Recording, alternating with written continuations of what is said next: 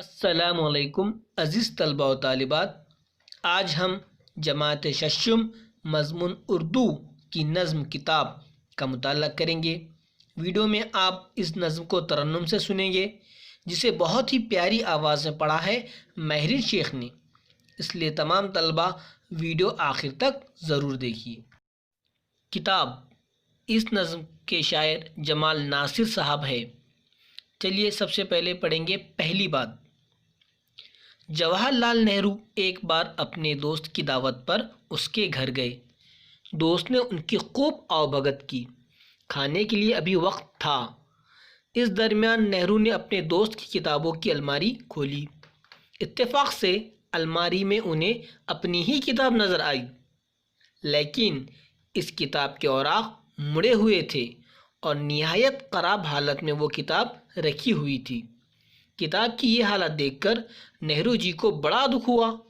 انہوں نے اپنے دوست سے کہا کہ تم نے مجھے اپنے گھر بلا کر صدمہ پہنچایا ہے، میں اب تم سے دوستی نہیں رکھوں گا۔ دوست کی سمجھ میں نہیں آیا کہ اس سے کون سا قصور ہوا۔ اس نے نہرو جی سے اپنا قصور دریافت کیا۔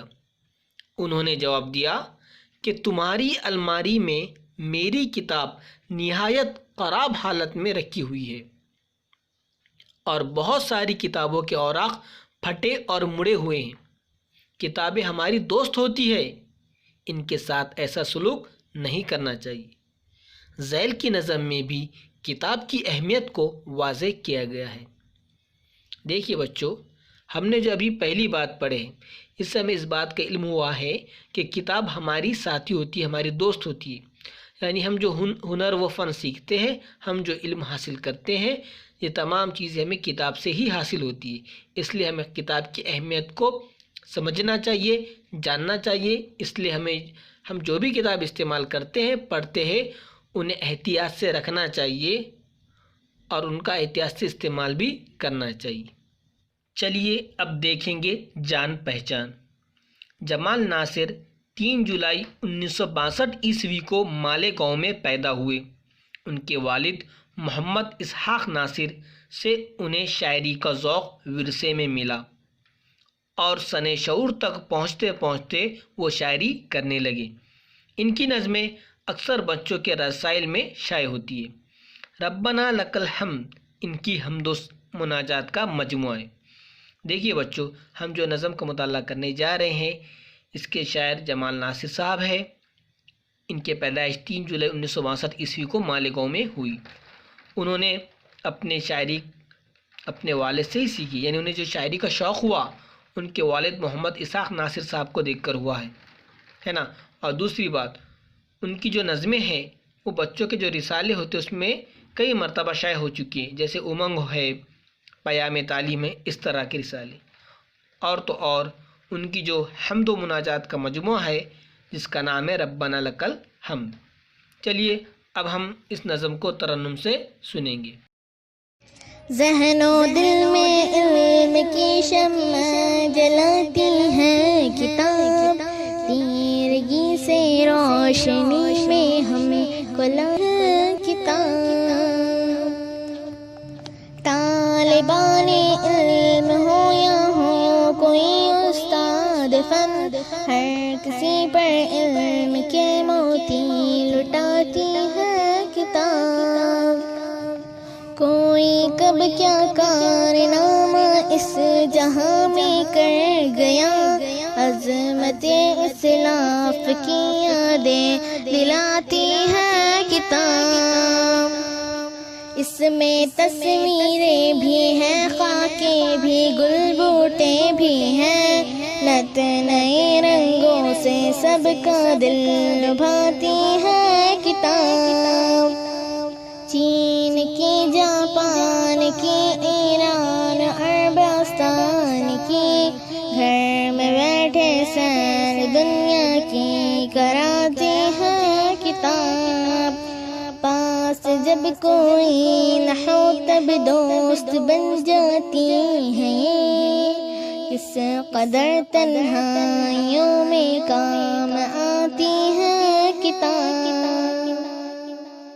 مسکرا کر مشکلوں کا سامنا کیسے کریں، حوصلوں کی عزم کی باتیں سکھاتی ہے کتاب، نیکیاں کیسے کرے کیسے برائی سے بچے، امتیاز خیر و شر کیا ہے بتاتی ہے کتاب، روز کرتی ہے نئی باتوں سے ہم کو آشنا، ہاں ہمارا علم ہر لمحہ بڑھاتی ہے کتاب، کس طرح بہتر طریقے سے گزارے روز و شب، زندگانی کا ہنر ہم کو سکھاتی ہے کتاب،